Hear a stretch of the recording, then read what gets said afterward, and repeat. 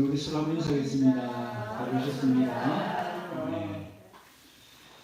여러분, 때로는 말 한마디를 듣느냐 듣지 않느냐에 따라서 소중한 생명이 좌우되기도 합니다. 얼마 전 바다 깊은 곳에 침몰한 타이타닉호를 관람하기 위해서 타이탄이라는 이 잠수정이 이제 관광 상품으로 팔렸습니다. 1인당 3억 이상이 되는 그 비싼 비용을 들이고 그 위험한 여행을 갔는데요. 안타깝게도 폭발로 인해서 전원이 사망하는 그런 재난이 생겨났습니다.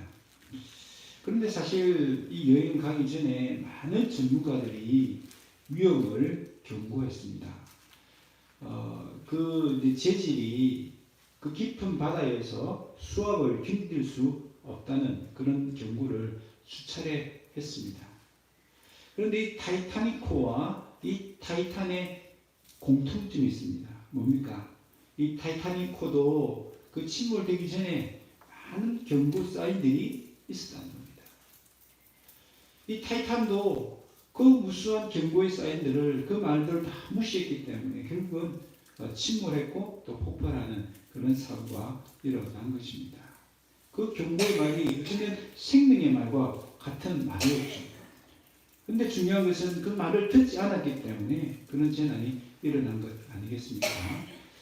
우리는 지난 시간에 이 하나님의 말씀이 100배의 열매는 의미를 주는 귀한 생명의 말씀이다라는 것을 살펴보았습니다. 하나님은 그 귀한 생명의 말씀을 우리의 마음밭에 씨앗으로 뿌려 주셨습니다. 얼마나 감사한 일입니까? 그런데 문제는 그 말씀을 우리가 받아야 한다는 것입니다. 그 말씀의 씨앗이 우리 마음밭에 심겨져야 한다는 것입니다. 좋은 땅 같은 말씀으로, 마음으로 그 말씀을 받아야만 100배의 열매를 맺을 수 있습니다. 그런데 오늘 본문에 보면요, 마음밭에 심겨지기 전에 그 말씀을 빼앗아가는 존재가 있다라고 말합니다. 말씀을 도둑질하는 존재. 12절 보니까 그 존재가 뭡니까?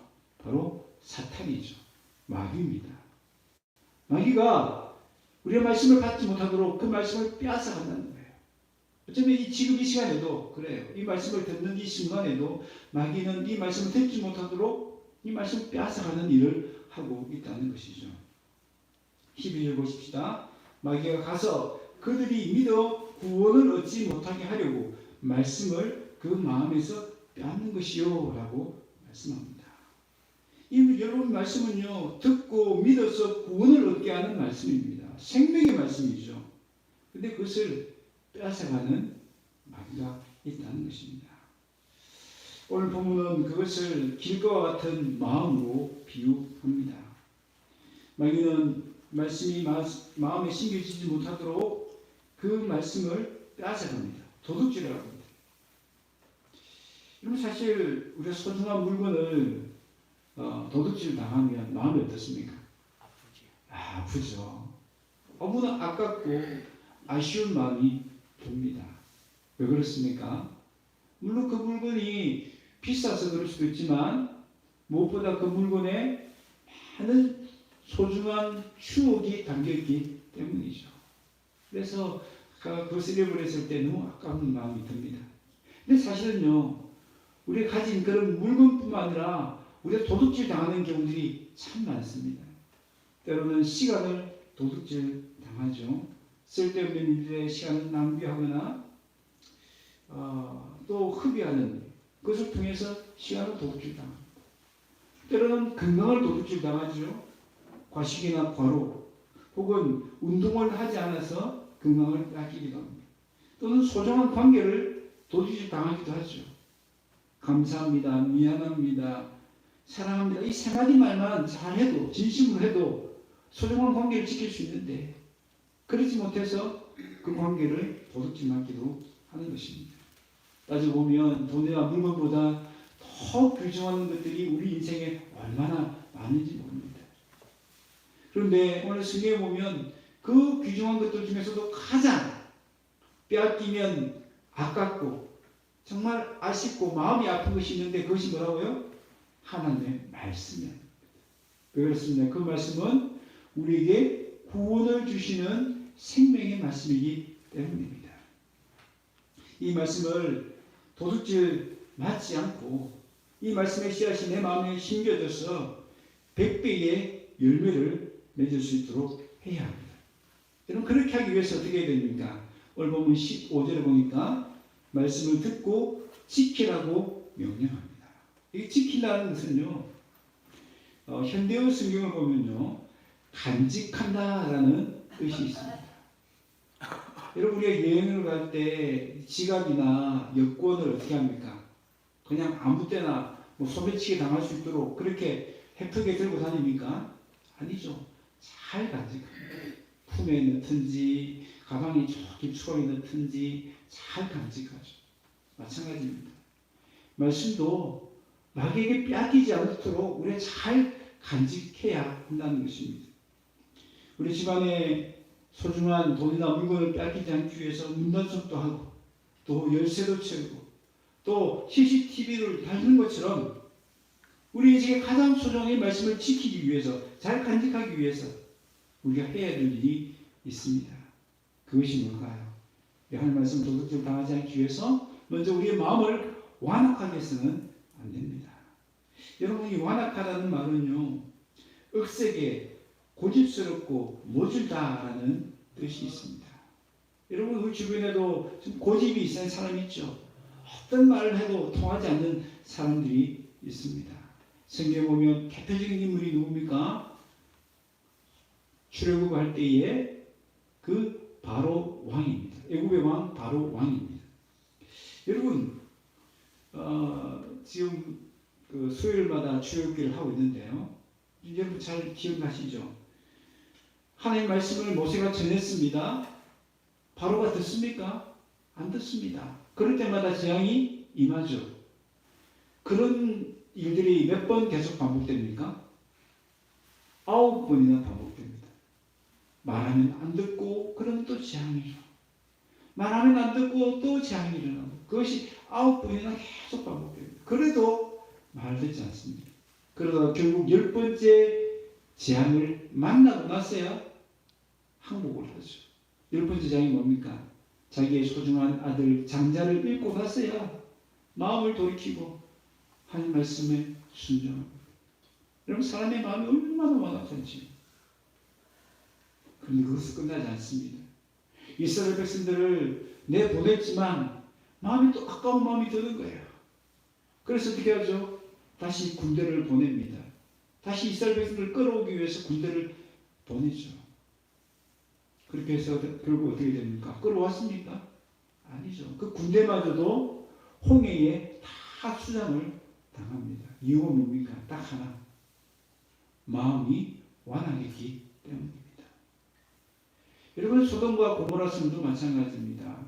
불심판이 임할 것이다 라고 그런 예고가 있었지만 롯의 사위들은 어떻게 그 말씀을 듣죠? 농담처럼 여겼더라. 여러분 그 소돔과 고모라가 불심판 당할 때에 유일하게 그 불심판을 면할 수 있는 기회를 얻은 사람들이 바로 롯의 사위들이었습니다. 그런데 그들은 그 말씀을 그 생명의 말씀을 농담처럼 여겼습니다. 마음이 완악했기 때문이죠. 결국은 그들도 무서운 불심판을 피하지 못했습니다. 여러분 이 길과 같은 마음, 이 완악한 마음은요 불신자들만 가지고 있을까요?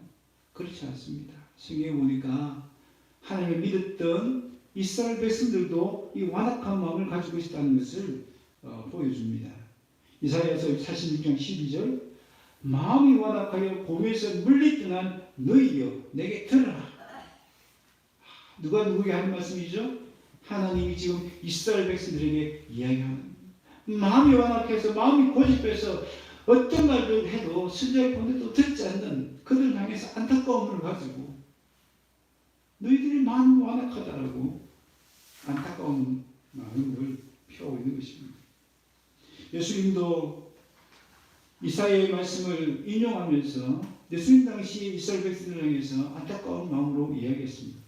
이사야의 예언이 그들에게 이루어졌으니 일렀으되 너희가 듣기는 들어도 깨닫지 못할 것이요 보기는 보아도 알지 못하리라. 그들의 현 상황을 말씀하고 있는 거죠.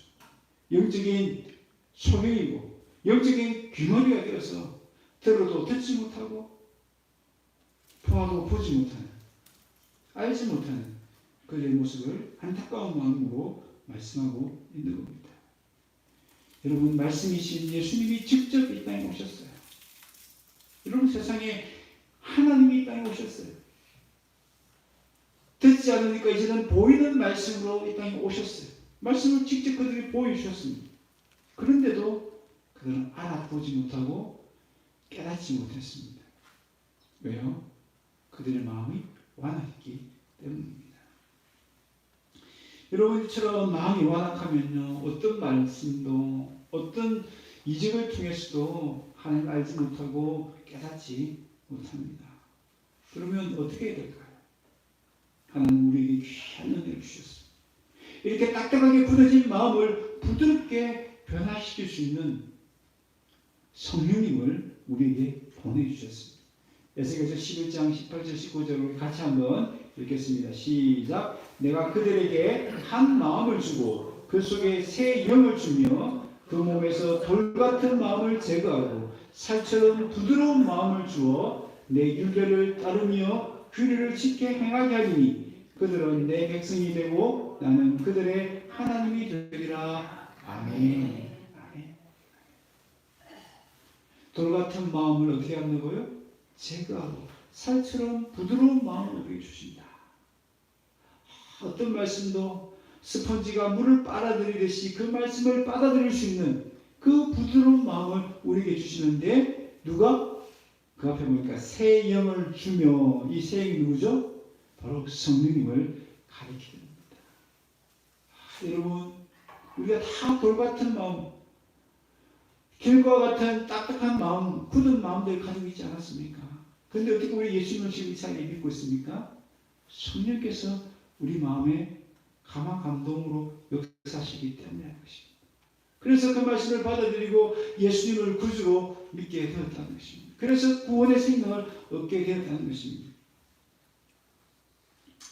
여러분, 바울이 데살로니가에 말씀을 전할 때에 많은 환난과 핍박이 닥쳤습니다. 하나님 말씀을 받아들이면 핍박을 당할 수밖에 없는 상황이었어요. 마음이 딱딱하게 굳어질 수밖에 없는 상황이죠. 왜요? 그 말씀 들으면 매를 맞으니까. 그죠? 말씀을 듣겠습니까? 그런 상황에서. 뿐만 아니라 데살로니가 사람들은 하나님 말씀을 처음 듣는 사람들입니다. 다 불신자들이었어요. 근데 성경 보니까요. 데살로니가전서 1장 6절 현대인의 성경인데요. 같이 한번 읽겠습니다. 시작. 여러분은 많은 고난 중에서도 성령님이 주시는 기쁨으로 하나님의 말씀을 받아들여 우리와 주님을 본받는 사람들이 되었습니다. 아멘. 여러분, 그들이 들을 때에 누가 역사하셨다는 거죠? 성령님이 역사했다는 거죠. 성령님이 주시는 기쁨으로 하나님의 말씀을 받아들일 수 있게 되었다는 것입니다. 여러분, 길과 같았던 이 데살로니가 사람들의 마음이 그렇게 딱딱하게 굳은 마음이 부드럽게 변화되어지고 말씀을 기쁨을 받아들일 수 있는 이유는 성령께서 그 가운데 역사하셨기 때문이라는 것입니다. 그래서 어떤 열매를 맺게 됩니까? 우리와 주님을 본받는 사람이 되었다라고 이야기합니다. 여러분, 그들은 성령의 기쁨으로 말씀을 받아들였기 때문에 주님을 본받는 삶의 열매를 맺어드릴 수 있었던 것입니다. 그럼 우리는 말씀을 들을 때마다 어떻게 해야 됩니까? 하나님, 우리도 데살로니가 그 교회 성도들처럼 성령의 기쁨으로 말씀을 듣게 하여 주시옵소서. 말씀을 들을 때마다 성령께서 내 마음에 감화감동 역사해 주셨어. 그 말씀을 잘 받아들일 수 있도록 해달라고 기도해 드릴 줄로 믿습니다. 아멘. 그럴 때에 우리도 이 데살로니가 성도들처럼 정말 주님을 본받는 삶의 열매를 맺게 될 줄로 믿습니다. 여러분, 두 번째로 우리 말씀을 도둑질 당하지 않기 위해서는 어떻게 해야 됩니까? 한번 따라합시다. 영적으로 깨어 있어야 합니다. 예, 잠들면 말씀을 들을 수 없습니다. 졸면 그 틈을 마귀는 노립니다. 영적으로 조는 성도는 마귀의 밥이 될 수밖에 없습니다. 여러분, 영적으로 존다는 것이 뭔가요? 잔다. 네, 잔다. 우리 설교 시간에도 우리 졸음이 오죠. 예. 이 영적으로 존다는 것은 그렇게 설교 시간에 존다는 그런 의미는 아니죠. 영적으로 존다는 말은 무슨 말이겠습니까? 영적으로 교만하고 영적으로 나태함에 빠져있는 경우를 말합니다. 여러분, 대표적인 인물이 다윗입니다. 여러분, 다윗 하면 어떤 사람이 생각되십니까? 믿음이 아주 좋은 사람입니다. 경건한 사람 중에 대표입니다. 그래서 성경에 보면 다윗을 뭐라고 칭찬합니까? 하나님의 마음에 합한 사람이다. 하나님 마음에 꼭 드는 사람이다. 라고 칭찬 들을 정도의 사람입니다. 그런데 이 다윗도 영적인 교만, 영적인 나태함에 빠질 때가 있었습니다. 그때에 밧세바를 범하고 충신 우리아를 죽이는 끔찍한 죄를 짓고 맙니다. 여러분, 사무엘하 11장 1절을 보면요, 그 고대 당시에는 전쟁을 할 때에 왕이 직접 그 전쟁에 참여하는 것이 일상적이었습니다. 그런데 11장 1절에 보면 다윗은 그 전쟁터에 나갔다 안 나갔다? 안 나갔다. 그냥 예루살렘에 그대로 있더라라고 말씀합니다. 왜 그랬을까? 왜냐면요, 그 앞선 전쟁에서 계속 성성장구, 계속 승리를 얻었기 때문입니다. 그리고 지금은요, 암몬과 아람의 연합군과 전쟁에서 거의 이제 승리를 다 잡았습니다. 이제는 아람은 항복했고 암몬만 남아있는 상황입니다. 그러니까 다윗 마음에는 내가 직접 가지 않아도 얼마든지 이길 수 있다라는 그런 자신만만한 그런 교만함이 그 마음에 있었던 것이죠. 그래서 그는 전쟁에 출정하지 않고 부하들만 보낸 것입니다. 그리고 또한 사무엘하 11장 2절을 보면요, 저녁 때에 다윗이 그의 침상에서 일어났다라고 했어요. 여러분, 세상에 침상에서 언제 일어나야 돼요? 아침에 일어나야 되는데 저녁 때에 일어났다는 말은 뭐예요? 늘어지게 낮잠을 자고 이제는 저녁 때쯤에 일어났다는 거죠. 지금은 언제인데? 지금은 전시 상황인데. 지금 부하들은 저 전쟁터에 나가서 피땀을 흘리고 있는데 왕은 늘어지게 낮잠을 자고 있는 거예요. 정사를 돌봐야 될 것이다. 그렇죠? 하다못해 지금 후방에서 전쟁을 어떻게 하면 잘 지원할까? 그것에 몰두해야 될 것이다. 하다못해 믿음의 사람이니까 그 전쟁을 위해서 기도해야 될 것이다. 늘어지게 낮잠을 잔 것입니다. 영적인 나탐에 빠져 있었던 거죠. 영적인 긴장감이 풀려 있었던 것입니다. 그때에 사탄이 그 틈을 노리고 들어왔습니다. 그래서 보니까 왕궁 옥상에서 거닐다가 그곳에서 보니 한 여인이 목욕을 하는데 심히 아름다워 보이는지라. 사탄이 틈을 탄 것이죠. 보지 말아야 될 것을 보게 되는 그런 일들이 일어나고 만 것입니다. 여러분, 그동안 하나님을 경외했던 다윗의 모습은 온데간데 없이 사라집니다. 여러분, 다윗이 하나님 말씀을 몰랐을까요? 십계명을 몰랐기 때문에 간음죄를 저지르고 살인죄를 저질렀을까요? 아닙니다. 왜요? 그 순간에 십계명의 말씀 중에서 간음하지 말라, 살인하지 말라는 말씀을 사단 마귀가 빼앗아 가버렸기 때문입니다. 마치 그 말씀을 전혀 모르는 사람처럼 그 죄를 짓고 있는 것을 보게 됩니다. 여러분, 아무리 경건한 사람이라도 사단의 말씀을 빼앗겨버리면 그 말씀대로 살아갈 수가 없습니다. 여러분, 우리가 말씀을 잘 듣는 것 너무나 귀한 일입니다. 그러나 그 말씀을 잘 간직하는 것이 더 중요하다는 것을 우리 말씀 통해서 깨달아야 합니다. 왜요? 사람은 끊임없이 우리 마음에서 그 말씀을 뺏어가려고 노리고 있기 때문입니다. 영적으로 교만하고 영적으로 나태한 그 순간을 노리고 있기 때문입니다. 여러분, 영적으로 긴장을 풀지 말아야 됩니다. 오늘 6.25 벌써 몇십 년 전에 있었던 그 전쟁, 우리나라는 지금 전쟁이 끝난 상태입니까? 아니죠. 여전히 휴전 상태고 전시 상황과 똑같은 상황. 그래서 우리는 영적으로 전쟁을 늘 대비하고 잘 끼어 있어야 되죠. 영적으로도 마찬가지입니다.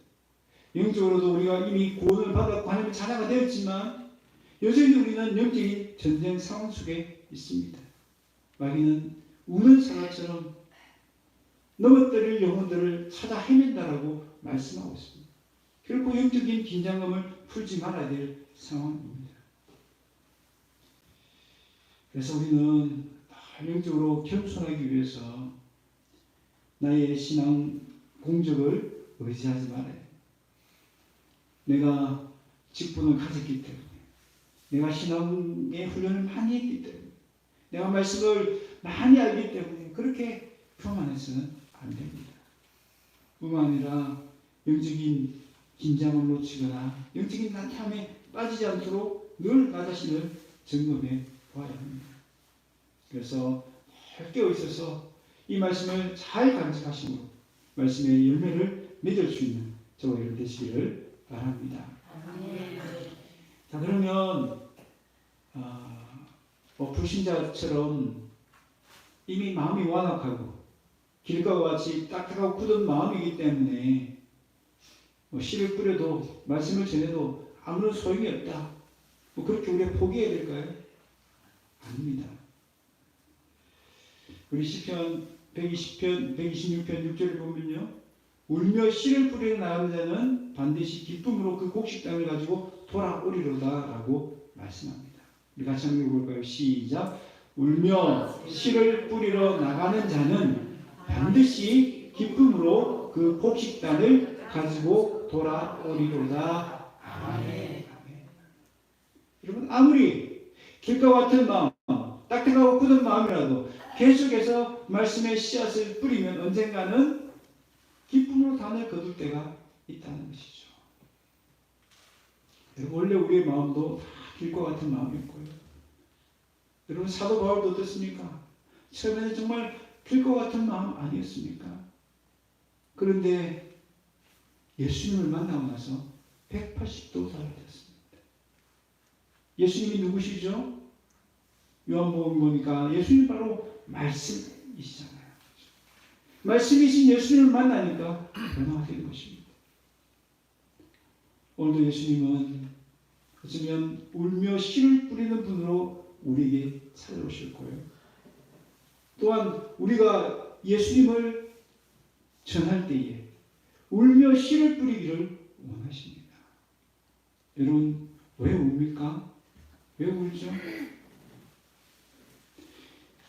이 말씀을 전함을 받는 사람의 대상들이 정말 딱딱하게 굳은 마음이고 이 땅이 정말 희망이 없어 보이는 땅이기 때문이죠.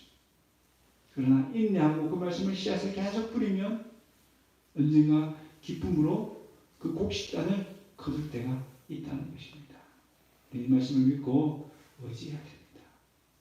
이 말씀대로 우리는 울며 씨를 뿌릴 수 있어야 합니다. 우리의 가족들, 우리의 친구들, 우리 이웃들에게 정말 이 복음의 말씀을 뿌려야 됩니다. 왜요? 이 말씀의 씨앗이 무기 때문에 생명의 씨앗이기 때문에 그들이 듣든지 안 듣든지 상관없이 우리의 책임은 이 씨를 뿌리는 것이 우리의 책임이라는 것을 우리 기억해야 됩니다.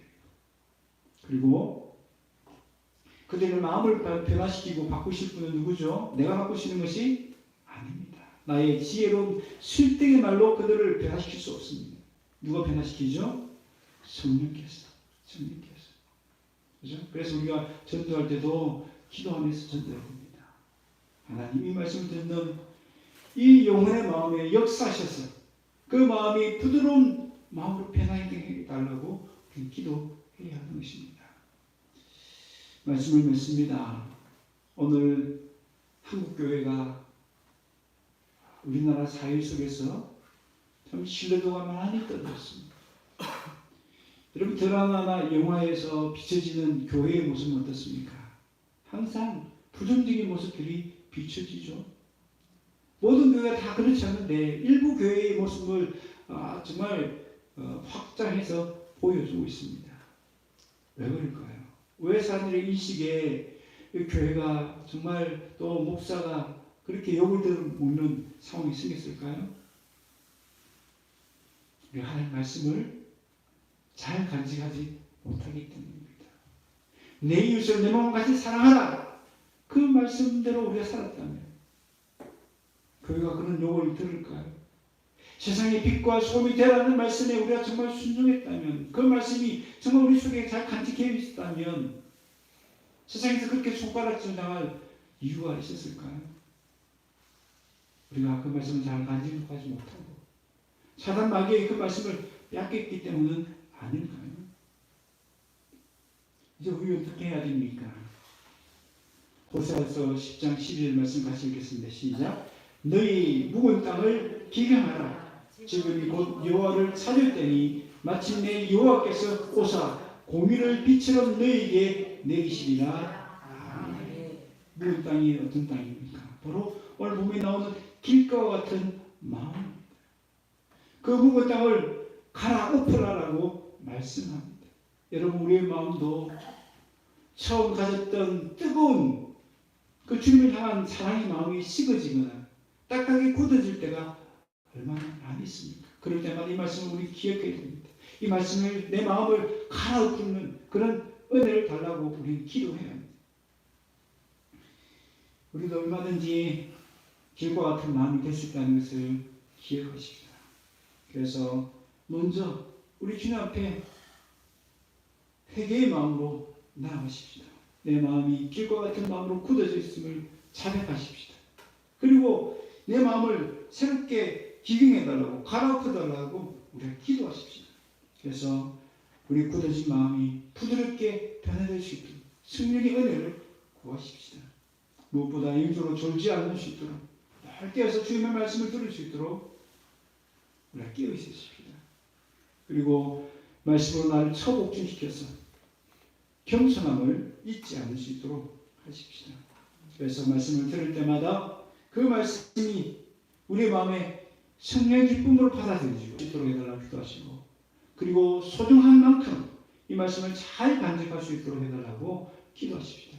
무엇보다 이 말씀을 사단에게 빼앗기지 않을 수 있도록 해달라고 그래서 영적으로 늘 깨어있고 영적으로 늘 긴장하고 마음의 완악함이 부드럽게 변화될 수 있도록 해달라고 우리 시간 같이 한번 기도하겠습니다.